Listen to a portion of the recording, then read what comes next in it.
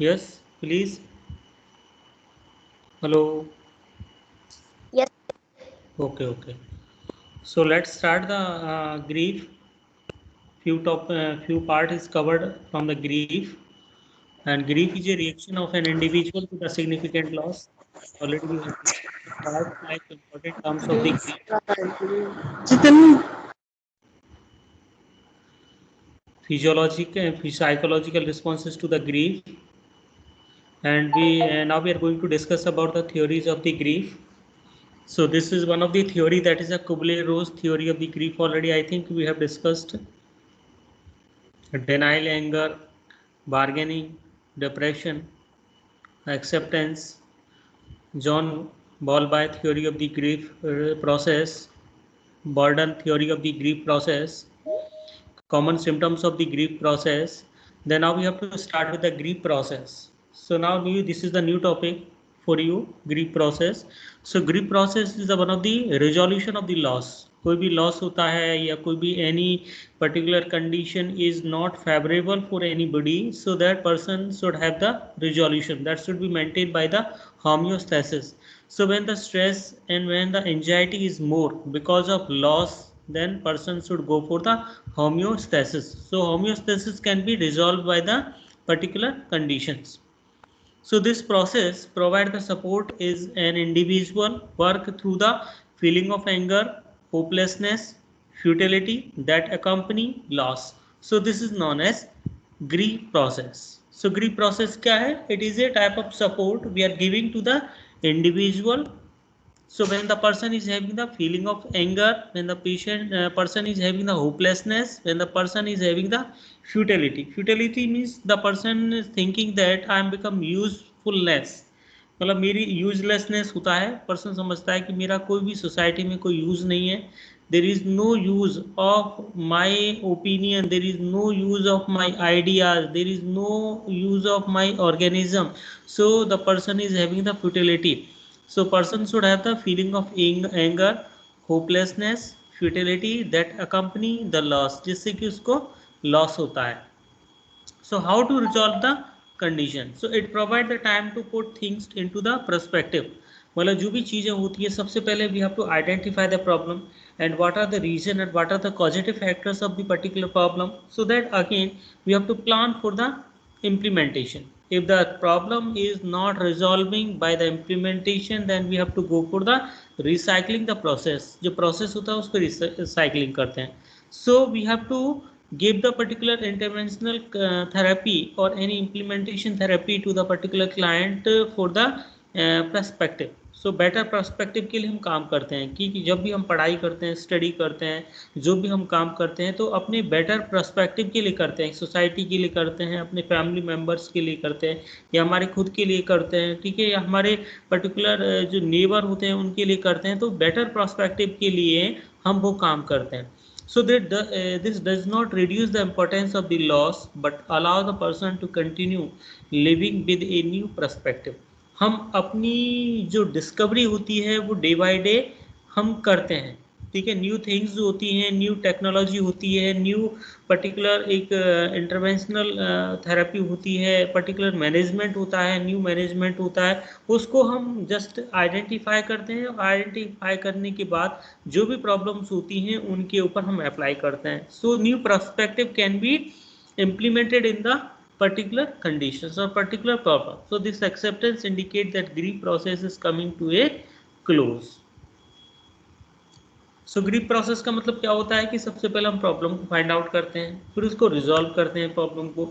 यदि वो problem resolve नहीं हो रही है तो डे बाय डे हम उसको क्या करते हैं, जो डिफरेंट अल्टरनेटिव्स होते हैं उनको यूज़ करते हैं. अल्टरनेटिव यूज़ करने के बाद हम किसके फेवर में करते हैं कि जिस दूसरे लोगों को उसका बेनिफिट्स मिले, ठीक है. बेनिफिट्स मिलने के बाद हम उसको रिसाइकलिंग में करते हैं. तो रिसाइकलिंग के अंदर हम उसको न्यू टेक्नोलॉजी क्या है, न्यू आइडियाज़ क्या हैं, उनको फॉर्मुलेट करते हैं, उनको अप्लाई करते हैं. So resolution of the grief. Resolution of the grief means the resolution of the process. Mourning is occurred when an individual can look back on the relationship with the lost entity and accept both pleasure and disappointment, both positive or negative aspect of the association. So that is known as resolution of the process. So resolution of the process is become a mourning. Mourning क्या होता है? Great sadness due to the loss. हमें बहुत ज़्यादा sadness feel होती है जब हमसे कोई भी लॉस हो जाता है, कोई भी चीज़ लॉस हो जाती है, चाहे वो सब्जेक्ट हो या ऑब्जेक्ट हो या कोई भी हो, या फेलियर इन द एग्ज़ाम, या कोई पेपर में क्वेश्चंस मिस हो जाता है, या कोई भी चीज़ हमारी वैल्यूबल चीज़ होती है वो मिस हो जाती है, लॉस ऑफ जॉब, ठीक है, उसकी वजह से हमें क्या होता है, बहुत दुख होता है, जिसको हम कहते हैं morning, that is sadness. So resolution process of the morning is occurred when individual can look back on the relationship. जो व्यक्ति पीछे की तरफ देखते हैं रिलेशनशिप की तरफ with the lost of entity, जो उनके साथ जो नहीं है, ठीक है, जहाँ पर वो अपनी प्लेजर और डिसअपॉइंटमेंट को एक्सेप्ट करना चाहते हैं, चाहे वो नेगेटिव हो चाहे पॉजिटिव हो, ठीक है, उस कंडीशन में हम उन चीज़ों को देखते हुए, जैसे आप एक एग्जांपल देता हूँ मैं, रिजोल्यूशन ऑफ ग्रीफ का मतलब क्या होता है कि आज हम कोई भी काम कर रहे हैं फर्स्ट टाइम, और उस काम के अंदर यदि पॉजिटिविटी नहीं आती है, ठीक है, फेल्यूर आता है उस कंडीशन में, तो हमें अब हमेशा हताश नहीं होना चाहिए, स्ट्रेस नहीं डेवलप करनी चाहिए माइंड के अंदर, हमें आगे और कोशिश करनी चाहिए. क्या पता आगे कोशिश करने से क्या होता है कि वो अच्छी चीज़ें हमारी परिवर्तित हो जाएं, ठीक है, अच्छी चीज़ें हमें मिल जाएं, तो हम उस ग्रीफ को हम क्या करते हैं, रिजॉल्व करते हैं, ठीक है, चाहे वो हमारे लिए पॉजिटिव है चाहे वो हमारे लिए नेगेटिव है, ठीक है, तो उस कंडीशन उनके साथ हम एसोसिएट करते हैं. हमें कभी भी पीछे की तरफ मुड़कर नहीं देखना चाहिए. We should go ahead, ahead हमें आगे जाना है, बढ़ना है, ठीक है, आगे मंजिल को प्राप्त करना है, हमारे जो भी एम बनाए अपनी लाइफ में उस एम को अचीव करना है, हमने जो गोल बनाए उसको अचीव करना है, ठीक है, हमें पीछे की तरफ नहीं देखना है. That is known as resolution of the grief. So preoccupation with a lost entity is replaced with energy desired to pursue new situation and relationship.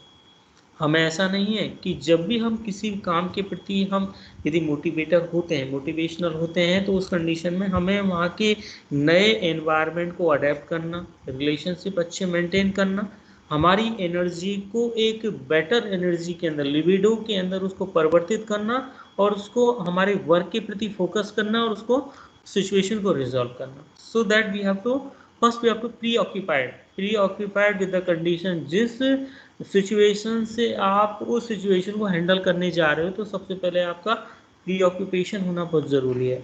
Justify और identify should be done before going any new work. So that is pre occupation can be done. सबसे पहले हम जो भी procedure करने जाते हैं, तो हम सबसे पहले क्या करते हैं, preparation of the article preparation करते हैं, ठीक है. यदि कोई भी आर्टिकल्स आपने प्रिपेयर नहीं किया है, तो उसका मतलब है प्रोसीजर के अंदर कुछ भी फॉल्ट हो सकता है, नेगेटिविटी आ सकती है. तो we have to prepare for that all the condition. जो भी डिजास्टर आता है, डिजास्टर के लिए क्या करते हैं कि एक बार हमारे पास हमने उस नुकसान को झेल लिया, और आगे हम उस नुकसान को झेलना नहीं चाहेंगे, उससे पहले ही हम पहले अपने आप को प्रोटेक्ट करेंगे उन कंडीशन से जो हमें हमेशा उस नेगेटिविटी की तरफ ले जा रही हैं. So resolution of the grief can be maintained. So length of the grief process depends on the number of factors. Where there are various factors होते हैं जो हमारे grief process की length को affect करते हैं. जैसे कि if relationship with the lost entity had been marked by the ambivalence, feeling of guilty and lengthened grief reaction. इसका मतलब क्या होता है कि हमारे जो रिलेशनशिप हैं, ठीक है, उनके साथ हमारी लॉस एंटिटी हुई है, हमसे लूज हुए हैं, हम उनको क्या करते हैं, हमेशा एम्बीवैलेंस समझते हैं, हमारे अंदर फीलिंग ऑफ गिल्टी होती है, ठीक है, जो हमारी ग्रीफ रिएक्शंस को इंक्रीज करती है, हमें बहुत ज़्यादा सैडनेस के अंदर डेवलप करती है. जैसे आज हम किसी फ्रेंड के साथ रिलेशनशिप नहीं मेंटेन कर पाते, यदि हम अपने पेरेंट्स के साथ रिलेशनशिप नहीं मेंटेन कर पाते, यदि हम अपने ब्रदर और सिस्टर के साथ रिलेशनशिप नहीं मेंटेन कर पाते, यदि हम सोसाइटी के साथ रिलेशनशिप मेंटेन नहीं कर पाते, तो उस कंडीशन में व्यक्ति क्या करता है, अपने आप को एम्बिवैलेंस समझता है. उसकी जो फीलिंग्स होती हैं, उसकी जो थॉट्स होते हैं, उसका जो एटीट्यूड होता है, वो कैसा होता है, बिल्कुल एब्सेंट हो जाता है, एम्बिवैलेंस नहीं होता है, और पर्सन अपने आप को गिल्टी फील करता है, ठीक है, जिसके कारण हमारे अंदर सैडनेस ज़्यादा आ जाती है, डिप्रेशन ज़्यादा डेवलप हो जाता है. तो ये प्रकार से ग्रीफ प्रोसेस जो करता है ये नंबर ऑफ फैक्टर्स को डिपेंड करता है, कि लेंथ पे डिपेंड करता है। In anticipatory grief where is a loss is anticipated, किसी भी लॉस को आपने आइडेंटिफाई किया है, एंटीसिपेट किया है, ठीक है। Individual often begin work of the grieving before actual loss occur. यदि हमें उस लॉस का, यदि हमें किसी भी नुकसान का हमें पहले पता चल गया कि ये नुकसान पिछले साल हमारे साथ ये हुआ था और हम इस साल उस नुकसान को हम परिवर्तित नहीं करना चाहते, हम उसको एक पॉजिटिव की तरफ परिवर्तित करना चाहते हैं, प्रॉफिट की तरफ परिवर्तित करना चाहते हैं, तो हम क्या करेंगे कि उसके लिए हमें तैयार रखना है अपने आप को, ठीक है, जो हमारे उस लॉस के लिए हमें तैयार रहना। Number of recent losses experienced by an individual also affect the length of the grieving process, whether he is able to complete one grieving process before another loss occur. Same thing है इसके अंदर, जो भी हमारे पास loss हुआ है, recent losses हुए हैं because of any Covid situation के से हुआ है, हमारी पढ़ाई छूटी है, या हमारे कोई नेबर हमसे दूर चला गया, या हमारे कोई सगी रिश्तेदार है वो हमसे दूर हो गया, ठीक है। तो उस कंडीशन के अंदर जो ग्रीविंग प्रोसेस का जो लेंथ है ना, वो अफेक्ट करता है कितना ग्रीविंग प्रोसेस होता है। कि डे बाय डे आपको सुनने में आ रहा है कि केसेस बहुत बढ़ रहे हैं, लोग बहुत मर रहे हैं, तो आपको क्या होगा कि बहुत ज़्यादा ग्रीफ प्रोसेस होगा आपका, मतलब ऐसा दिमाग खराब हो जाएगा कि यार पता नहीं क्या होने वाला है, हमारा भी नंबर आएगा, ठीक है। तो हमें क्या करना है कि उस लॉस को प्रिवेंट करने के लिए पहले हमें उस को कम्प्लीटली ग्रीविंग प्रोसेस को समझना है, समझने से पहले हमें उसको तैयार रखना है कि हम आगे इस तरह की सिचुएशन ना आए। So that is one of the length of the grief process depends on the number of factors. Now is the maladaptive grief responses. Maladaptive grief responses के अंदर maladaptive grief response to loss occur when an individual is not able to satisfactorily progress through the stages of grieving or to achieve the resolution. So maladaptive grief responses क्या होता है? Abnormal grief responses. Maladaptive का मतलब होता है abnormal grief responses. Abnormal grief responses का हम इससे क्या समझते हैं, एबनॉर्मल ग्रीफ रिस्पॉन्सेज से? सो एबनॉर्मल ग्रीफ रिस्पॉन्सेज के अंदर एक्चुअली क्या है, सबसे पहले हम क्या करेंगे कि जब रिस्पॉन्सेज हमारे साथ हो रहा है, लॉस हो गया, ठीक है, तो उस कंडीशन में इंडिविजुअल के अंदर जो सेटिस्फैक्ट्री प्रोग्रेस है वो नहीं होगी, ठीक है, उसको कंप्लीट करने में उस असमर्थ होगा, ठीक है। उस कंडीशन में हम रिजोल्यूशन प्रॉपरली हम अचीव नहीं कर पाएंगे, तो उसके लिए डिफरेंट स्टेजेस को अप्लाई करते हुए हम उसको अचीव करना है। आज हमारे पास टूल्स नहीं है, इंस्ट्रूमेंट नहीं है, उसको अचीव करने के लिए हमारे पास टूल्स और इंस्ट्रूमेंट होना बहुत ज़रूरी है, ठीक है, सो दैट हम उस लॉस को हम रिड्यूस कर सकें। So there are types of the grief responses जो दिए हुए हैं, इन रिस्पॉन्सेज को यूज़ करते हुए प्रोलॉन्ग रिस्पॉन्स। प्रोलॉन्ग रिस्पॉन्स क्या है? It is characterised by the intense preoccupation with the memories of the lost entity for many years after the loss has occurred. मतलब इसमें प्रोलॉन्ग रिस्पॉन्स का मतलब क्या होता है कि जो व्यक्ति किसी भी सिचुएशन से अफेक्ट होता है, तो अफेक्ट होने के बाद वो प्री ऑक्यूपाइड हो जाता है एवरी ईयर को लंबे समय तक, कि जो उसके साथ लॉस हुआ था। जैसे एक व्यक्ति का एक्सीडेंट होता है और एक्सीडेंट के दौरान उसका पैर कट जाता है, हाथ कट जाता है, या कोई बॉडी पार्ट्स अलग हो जाता है, तो उसको एक लंबे समय तक वो एक ग्रीफ होता है, उसको ग्रीफ होता है, जिसको हम कहते हैं प्रोलॉन्ग रिस्पॉन्स। हमें जैसे कई बार हम क्वेश्चंस हमारे एग्जाम में छूट जाते हैं, तो हमारा कुछ 4 महीने 3-4 महीने के लिए वो एक प्रकार से हमारे अंदर एक प्रोलॉन्ग रिस्पॉन्स डेवलप होता है, ग्रीफ होता है हमें कि हमने क्वेश्चन क्यों छोड़ा, क्योंकि हम जानते थे क्वेश्चन को, बट हमने क्यों छोड़ा। सो प्री ऑक्यूपेशन हो जाता है with the memories of the loss entity for many years after the loss has occurred. Then delay और इनहिबिटेड रिस्पॉन्सेज। डिले का मतलब होता है कि जो बाद में आता है, ठीक है, जब व्यक्ति नॉर्मल होता है, जब व्यक्ति कॉन्शियस होता है, तब उसको एहसास होता है कि मेरे साथ ये हुआ है, और वो उस चीज़ को डिनाई करना चाहता है, बट वो डिनाई नहीं कर पाता है, ठीक है। डिनाई करेगा तो नो प्रॉब्लम, बट डिनाई नहीं करेगा तो he is having the more problem in their life. So individual become fixed in the denial stage of the grieving process. The emotional pain associated with the loss is not experienced. Not experience कब नहीं होता है emotional pain? जब हम किसी भी डेनाइल stage को हम यूज करते हैं। हेलो, गुड मॉर्निंग, जय श्री राम। सुनील सर कैसे हैं? बिल्कुल बढ़िया सर, मैं क्लास ले लूँ, अभी थोड़ी देर बाद मैं कॉल करता हूँ आपको। कोई अर्जेंसी है सर? ठीक, हाँ मैं कॉल कर, बिल्कुल मैं बात कर लेता हूँ आपसे, ठीक है sir, okay. So delayed and inhibited response कब होता है? कि जब हम उस स्टेज को डिनाइल नहीं कर पाते हैं। जब हम डिनाई करते हैं तो हमारे अंदर जो इमोशनल पेन होता है ना, वो हमें एक्सपीरियंस नहीं होता, ठीक है। बट देयर में भी evidence of the anxiety disorder, जिससे क्या होता है कि यदि हम डिनाइल स्टेज फॉलो नहीं कर रहे हैं तो इससे क्या होगा, हमारे अंदर एंजाइटी ज़्यादा डेवलप हो जाएगी, हमें स्लीपिंग डिसऑर्डर डेवलप हो जाएंगे, ठीक है। इंडिविजुअल में remain in the denial for many years, ठीक है। इंडिविजुअल यदि वो लंबे समय तक उसको डिनाई करता है, ठीक है, और बार बार उसके साथ ग्रीफ रिस्पॉन्स ट्रिगर कर रहा है, तो by a reminder of the loss and even by another unrelated loss, तो उस कंडीशन में क्या होता है कि धीरे धीरे व्यक्ति को ग्रीफ होने लगता है। जैसे आज मैं चलो आपको समझाता हूँ कि ग्रीफ एक डिनाइल प्रोसेस होता है। जब हम उस सिचुएशन को डिनाई करते हैं, जैसे आज हमने क्या किया कि आज हमने किसी लॉस को डिनाई कर दिया, ठीक है, तो वो क्या होगा कि वो गलती हमसे बार बार होगी, ठीक है। जब बार बार गलती होगी क्योंकि हमने डिनाई कर दिया उस लॉस को। जब लॉस को हमने डिनाई किया है तो उस कंडीशन में यदि हम उसको रियलाइज़ करें, उस लॉस को रियलाइज़ करें, तो हम आगे गलती नहीं करेंगे। यदि हम रियलाइज़ करें और उसको डिनाई करें, तो क्या होता है कि जब भी वो लॉस होगा और आपको परेशान करेगा, तो वो कन्वर्टेड हो जाएगा इनटू द एंजाइटी डिसऑर्डर और स्लीपिंग डिसऑर्डर के अंदर, ठीक है। तो दैट कंडीशन जो है वो डिलेड और इनहिबिटेड रिस्पॉन्स के अंदर डेवलप होगी।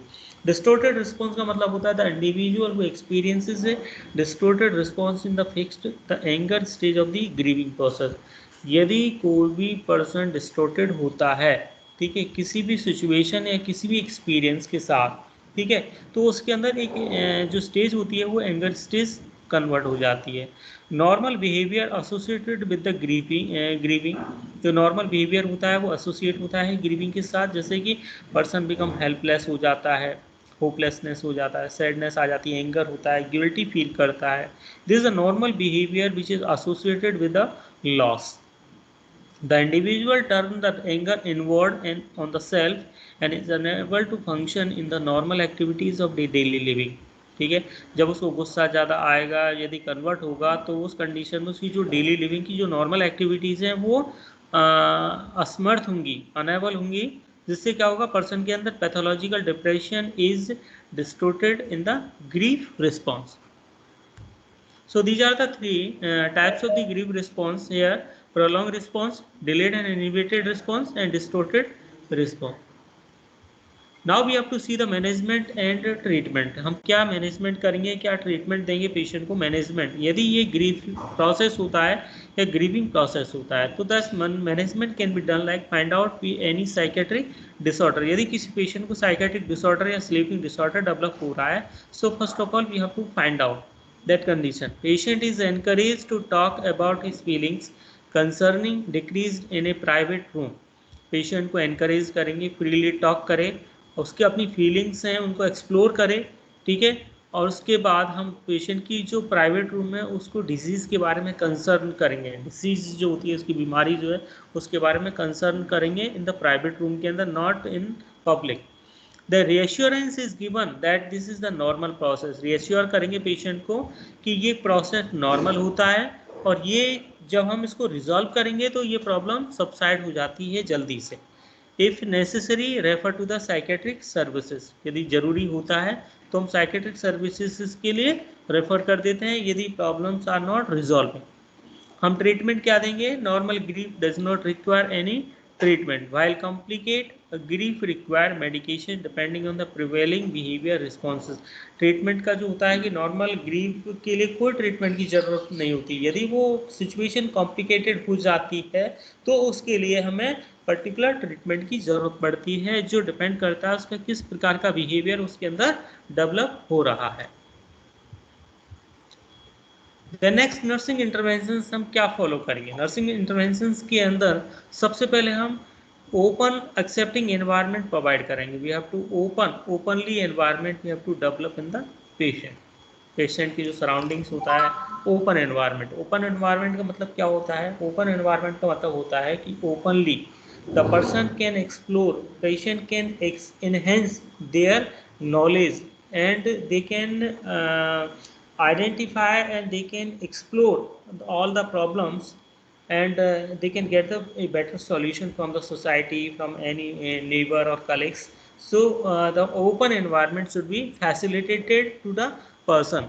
Encourage the ventilation of the feelings. We have to encouraging the client for the so that he can ventilate his feelings and the person can listen attentively and actively while any therapist is giving any particular education to the particular person.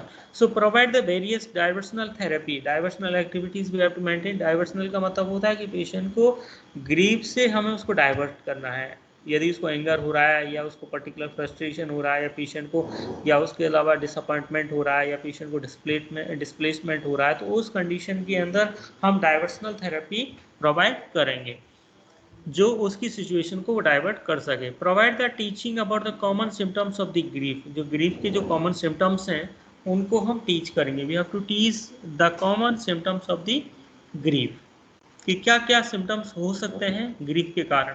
Then next is a reinforce goal directed activities. जो goal directed activities हैं उनको reinforce करेंगे कि आपका गोल क्या है, what are the aim क्या है, so that he should focus, जो प्रॉपरली उसको फोकस करें और उनको अचीव करें। So reinforce the goal directed activities by giving the reward and by giving the punishment to the client so that they can develop their own motivational or enforcement in their career. Then bring it together with a similar aggrieved person to encourage communication, share experiences of the loss and to offer companionship, social and emotional support to the client, so that जो person जो होते हैं, जो aggrieved person होते हैं, ठीक है, जिनको एग्रेशन ज़्यादा होता है, जो बहुत ज़्यादा एंगर होता है, एग्रीव्ड पर्सन होते हैं, ठीक है, उनको हम कम्युनिकेशन के लिए इनकरेज करते हैं।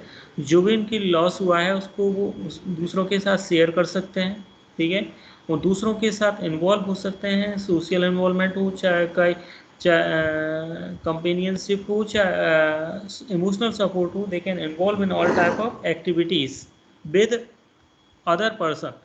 Assist the patient to identify the ambivalence, feelings of the guilt, anger toward the loss of object.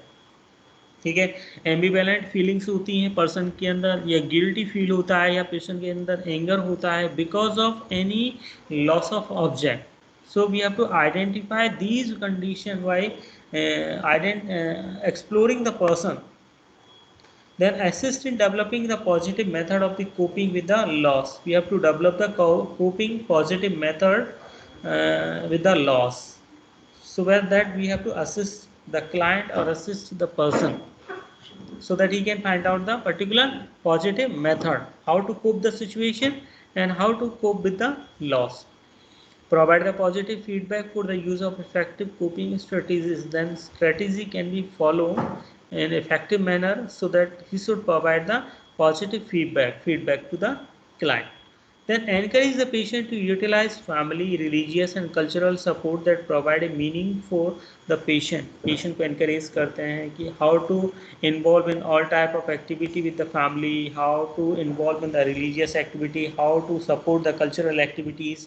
Then what type of the person should have the meaning क्या है? जैसे मैं फ्यूटिलिटी बताया था, फ्यूटिलिटी का मतलब होता है कि पर्सन यूजलेसनेस होता है, तो उस यूजलेसनेस के अंदर क्या होता है कि हम उसका इम्पोर्टेंस समझाते हैं कि उस पर्सन का क्या इम्पोर्टेंस है उस सोसाइटी के लिए, तो वो अपने आप को फ्यूटिलिटी ना समझे. Then encourage the participation in the group activities. जो ग्रुप एक्टिविटीज होती हैं उनके अंदर पर्सन को हम एनकरेज कराते हैं कि how to encourage our self in the group activities. ठीक है, सो ग्रुप एक्टिविटीज के अंदर किस तरह वो इन्वॉल्व हो सकता है। करना है क्या सर? कर देता हूँ वो इसका, वो आप रेफरेंस नंबर डलवा लेंगे सर। अब सही हो गया। एड्रेस क्या हो गया था? मुंडकारी तो लिखा था उसमें। ये बोल अच्छा boron.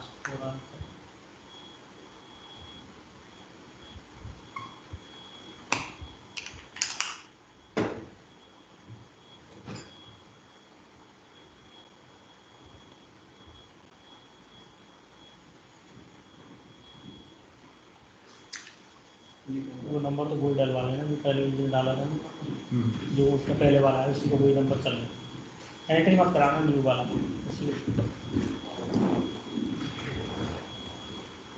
So encouraging the participation in the group activities. So these are the nursing interventions we have to develop in the particular patient. तो next is the principles of the counseling. अब देखिए इसके अंदर हम काउंसलिंग करेंगे patient को। यदि patient को किसी को ग्रीफ हो रहा है, किसी पर्सन को ग्रीफ हो रहा है because of loss, so that there are some of the principles we have to follow in the counseling. So counseling is type of form of supportive psychotherapy. We are supporting the client, supporting the person. So these type of techniques we have to follow. With these principles we have to follow in the counseling when we are counseling the any person in the grief के अंदर.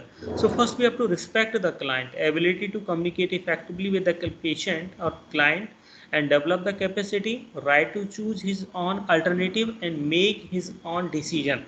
So this is the respect we have to develop in the client. So communicate effectively with the patient. ठीक है, हम उसके अंदर capacity को develop करते हैं। सो उसके जो खुद के अल्टरनेटिव्स होते हैं, क्या उसके पर्टिकुलर एस्पेक्ट हैं, उनको चूज़ कराने में उनकी हेल्प करते हैं। ठीक है, उनके डिसीजन मेकिंग प्रोसेस के अंदर हेल्प करते हैं। So this is one of the respect we have to develop by the counsellor. Then authenticity. Authenticity का मतलब होता है कि the person is become authentic, is become a real. ठीक है, not a unreal, this is a real. Counselors should have the genuineness, honesty, simplicity, and avoid the superiority feelings. So these all aspects should be maintained in the authenticity principle. Then non-possessive warmth. So non-possessive warmth का मतलब होता है demonstration of the concern. उसका concern से उसका demonstration कराते हैं कि उनका क्या concern है, किस चीज़ से concern है, क्या interest है उसका, क्या value है दूसरों के लिए उसके लिए। ठीक है, या खुद अपने लिए क्या वैल्यू है या दूसरे पर्सन के लिए उसके प्रति क्या वैल्यू है, that is the non possessive warmth we have to provide. Then non judgemental attitude. Non judgemental attitude के अंदर जो बायास होते हैं उनको अवॉइड करते हैं. Making the assumption of the judgement और judgement about the patient. Assume करते हैं पेशेंट को कि इसकी क्या इंपॉर्टेंस है, किस तरह का वो आगे उनके जो गोल्स हैं उनको अचीव करना चाहता है, किस तरह के उसके जजमेंट हैं. ठीक है, उनको नॉन जजमेंटल एटीट्यूड से हम जजमेंटल एटीट्यूड की तरफ कन्वर्ट करते हैं. Accurate understanding of the patient. जो पेशेंट की जो अंडरस्टैंडिंग है उसको एक्यूरेट करते हैं. जो एवेल्युएशन ऑफ द परसेप्चुअल, उसका जो परसेप्शन है वो क्लियर होना चाहिए, उसका कॉग्निटिव बिहेवियर क्लियर होना चाहिए. So that we have to understand accurate understanding the patient's condition. Recognise the patient potential. So recognize the strength and abilities of the patient. So we have to identify the strength and weakness of the patient. Then confidentiality. Confidentiality means maintain the confidentiality, develop the trust. Trust होना चाहिए, mutual understanding, assure the confidentiality to the patient. So these all principles can be developed in the counseling while we are counseling the any grief or any loss of the person. Then now we have to move on the techniques of the counseling. There are some of the techniques we are using to remove the stress. Distress जो होता है उसको कम करने के लिए हम use करते हैं काउंसलिंग के अंदर. ये एक ब्रीफ प्रॉब्लम फोकस थेरेपी होती है जो किसी भी पर्सन की इमीडिएट प्रॉब्लम को सॉल्व करती है. ठीक है, इमीडिएट प्रॉब्लम हो गई किसी पर्सन की तो उसकी प्रॉब्लम को ये सॉल्व करने में हेल्पफुल होती है. That is brief problem focused therapy. हम इस ब्रीफ प्रॉब्लम फोकस थेरेपी के अंदर डिफरेंट टेक्निक्स यूज़ करते हैं। जैसे फर्स्ट यूज़ करेंगे हम एक्टिव लिसनिंग। पेशेंट को हम एक्टिवली लिसन करेंगे कि क्या उसके पर्टिकुलर आस्पेक्ट हैं, क्या उसकी पर्टिकुलर एजम्पसन है, क्या उसके आइडियाज़ हैं, क्या उनके पर्टिकुलर क्या क्वेश्चंस हैं। तो उनको हम सबसे पहले हम एक्टिवली लिसन करेंगे, क्या प्रॉब्लम्स हैं, क्या रीज़न है, ठीक है, क्या कॉज है पर्टिकुलर प्रॉब्लम्स के। तो उनको फाइंड आउट करके हम एक्टिवली लिसन करेंगे और उस तक पहुंचेंगे जो सबसे पहले we can reach on the particular diagnosis. So explore करना, सिचुएशन का एक्सप्लोर करेंगे। एक्सप्लोर करने के लिए हम क्या करेंगे, exploration the particular things.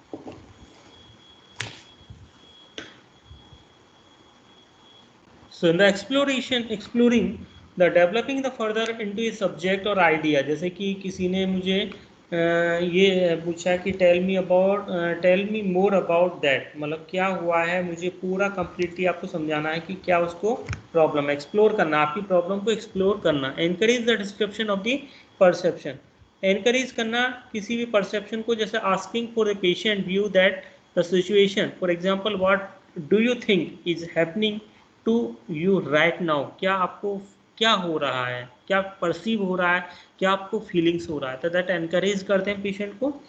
Reinforcement, आपको रीइंफोर्समेंट का पता है, giving feedback on positive behaviour, giving feedback for the positive behaviour. जैसे कि the new approach work for you and keep it up, कोई भी नई अप्रोच होती है उसको कीप इट अप करना है, मतलब उसको कि क्या है, रीइंफोर्स करना, पॉजिटिविटी की तरफ उसको रीइंफोर्स करना। Then linking the patient to a larger supportive social network. तो सोशल नेटवर्क का आपका पता है, सोशल नेटवर्क क्या होता है। तो getting support from the significant others, जो दूसरे जो लोग होते हैं उनसे हम किस तरह का सपोर्ट हम ले सकते हैं। देन जो लोग जिनको इमोशनल प्रॉब्लम्स ज़्यादा हो रही है, जो अपने आप को अकेला महसूस कर रहे हैं, ठीक है, या हेल्पलेस महसूस कर रहे हैं, तो उस कंडीशन में हम काउंसलिंग करते हैं। ठीक है, जो उस कंडीशन के अंदर जब काउंसलिंग करते हैं तो फैमिली मेंबर और फ्रेंड्स जो होते हैं उनका सपोर्ट होना बहुत ज़रूरी है। ठीक है, हम उस कंडीशन में जो उनकी जो प्रॉब्लम्स होती हैं उनको सॉल्व करने में हेल्प करेंगे। Link the patient to a larger supportive network. Social supportive network कौन हुआ, फैमिली मेंबर हो गए और उनके फ्रेंड्स हो गए। तो this is larger supportive social network we are taking to resolve the problem. Then empathy, empathy का मतलब क्या होता है कि किसी भी चीज़ को रिकग्नाइज करना और एक्नोलेज करना। एम्पैथी का मतलब होता है कि किसी भी आस्पेक्ट को रिकग्नाइज करना, एक्नोलेज करना। ठीक है, जैसे कि यदि किसी पेशेंट के अंदर फीलिंग्स है या उसके अंदर एटीट्यूड है, उसको रिकग्नाइज करना, उसको एक्नोलेज करना, बताना उसको। ठीक है, तो वो उसके लिए किस तरह का हो सकता है, उसको empathetic situation can be maintain.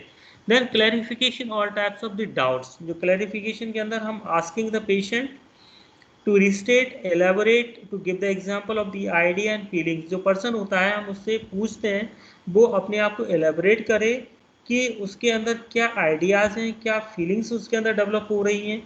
And what do you mean by the feelings sick inside, give me example of the feeling the lost, कि उसका लॉस होने का कारण क्या है। एक एग्जाम्पल आप दे करके पेशेंट से एग्जाम्पल आप ले सकते हो कि उसका क्या एग्जाम्पल है कि जो लॉस हुआ है उसका particular examples they can give to the therapist. So this is one of the techniques of the counseling we have to follow in the particular grief process के अंदर। नेक्स्ट जो आता है आपका stress adaptation model, will discuss in the later on in next class. Thank you everyone.